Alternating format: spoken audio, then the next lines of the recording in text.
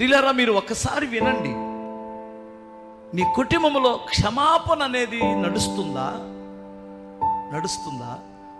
భర్త మంచోడు కాదు అనుకో, నేను కాదనను.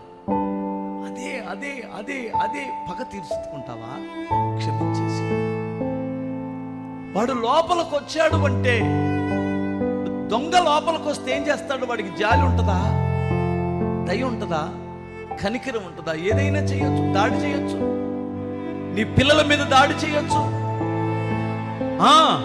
నీ భర్తను నువ్వు క్షమించలేనప్పుడు వాడు లోపలికి ప్రవేశించి నీ పిల్లల మీద దాడి చేస్తాడు, వాడు నీ కుటుంబం మీద దాడి చేస్తాడు.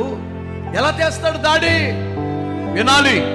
మీ భార్యాభర్తలిద్దరు ఒకరినొకరు క్షమించుకోకుండా ఎప్పుడు పోట్లాడుకుంటున్నట్లయితే, ఈ పోట్లాటల మధ్యలో నీ పిల్లలు బ్రతకలేక వేరే ప్రేమకు అలవాటు పడిపోతారు. వాళ్ళే కదా ఇంట్లో ఉండడానికి నెమ్మది లేక, తల్లి ప్రేమ లేక, తండ్రి ప్రేమ లేక, హలో నన్ను తీసుకెళ్ళిపోరా, నన్ను తీసుకెళ్ళిపో, నేను ఉండలేదురా ఇక్కడ, నువ్వు రారా. ఎవరనుకున్నావు? ఎక్కువ శాతం ఇల్లే. అందరిని చెప్పనమ్మ తల్లులారా. కొంతమంది బరితెగించిన పిల్లలు, తల్లిదండ్రులు బుద్ధివంతులు ఉన్నా, నీతివంతులుగా ఉన్నా, బరితెగించిన పిల్లలు కొంతమంది ఉండొచ్చు, నేను కాదన్నా.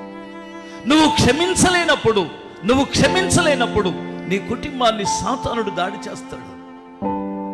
క్షమించండి, అత్తను క్షమించండి, కోడలని క్షమించండి, అన్నదమ్ములు క్షమించుకోండి. తప్పు జరిగింది, మనుషులం కదా, ఎక్కడోసారి తొందరపాటు జరిగింది కదా.